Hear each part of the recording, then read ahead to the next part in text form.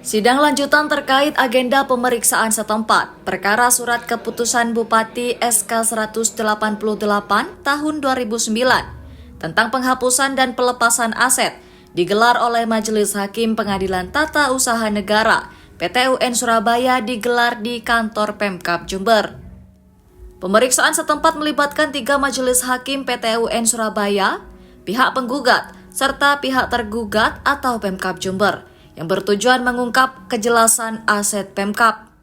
Kuasa hukum penggugat Ahmad Hoirul Farid mengungkapkan bahwa pemeriksaan yang dilakukan di berbagai lokasi, termasuk kantor bupati dan beberapa aset Pemkab Jember, mulai membongkar sejumlah kejanggalan. Menurut Farid, surat keputusan Bupati Jember tahun 2009 yang menjadi objek sengketa diduga tidak sesuai prosedur.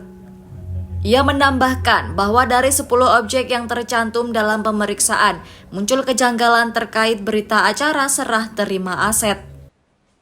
Adalah sidang dengan acara pemeriksaan setempat, yaitu beberapa titik sampai munculnya objek sengketa, yaitu keputusan Bupati 188 tahun 2009 itu.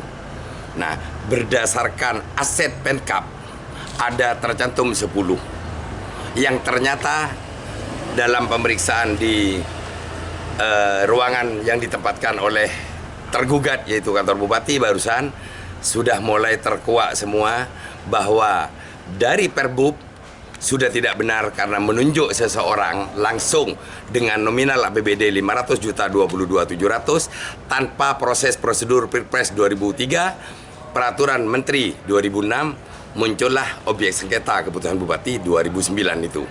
Dengan didahului Perbub, dalam Perbubnya tersebut sudah jelas seperti itu, muncullah berita acara serah terima yang di dalamnya pada sertifikat hak pakai nomor 35 tercantum luas tanah yang diserahkan itu adalah 2.500 dari 9.885 dan jelas sekali ditulis dalam SK tersebut 7.335 tetap milik Pemkab. Tetapi di kantor Bupati sini, di BPKD, ternyata harta itu tidak ada, aset itu tidak ada.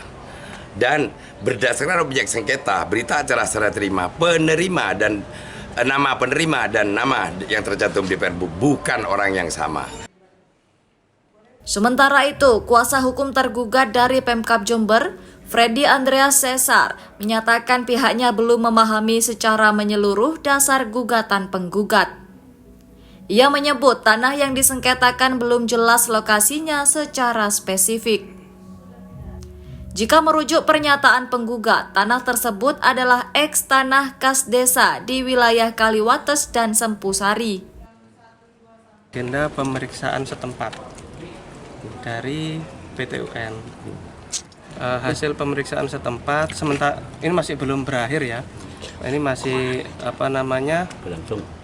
masih berlangsung, akan dilanjutkan di jam 1 di sini menuju ke Kelurahan Kaliwates.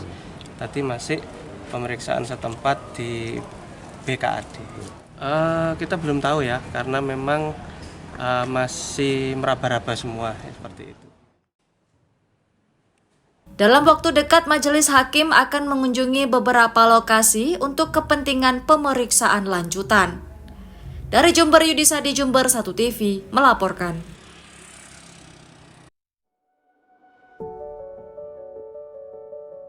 Setiap orang punya cara sendiri untuk tumbuh.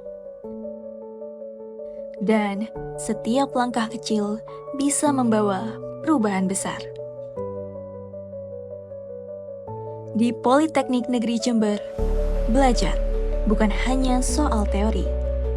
Ini tentang menyelami pengalaman, menciptakan sesuatu yang nyata, dan menjadikan mimpi sebagai rencana yang bisa diwujudkan. Melalui jalur mandiri tes minat dan kemampuan atau TMK, serta seleksi mandiri Konsorsium Politeknik Negeri atau SMKPN, kamu bisa mulai perjalananmu dari sini.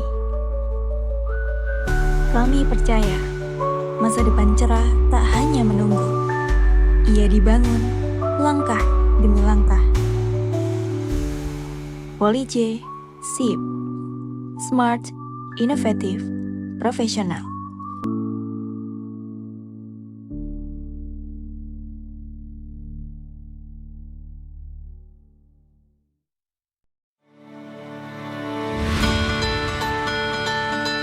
Institut Teknologi dan Sains Mandala membuka pendaftaran mahasiswa baru. Pendaftaran gelombang pertama dimulai tanggal 17 Maret hingga 31 Mei 2025. Pendaftaran gelombang kedua mulai tanggal 1 Juni hingga 21 Agustus 2025. Sedangkan pendaftaran gelombang 3 dimulai tanggal 22 Agustus hingga 30 September 2025. Fakultas Ekonomi dan Bisnis. Terdapat program studi S2 Magister Manajemen, S1 Manajemen, S1 Akuntansi, S1 Ekonomi Pembangunan, D3 Keuangan dan Perbankan. Fakultas Sains Teknologi dan Industri. Terdapat program studi S1 Sistem dan Teknologi Informasi, S1 Rekayasa Perangkat Lunak. Yuk buruan daftar di kampus prestasi dengan beragam beasiswa.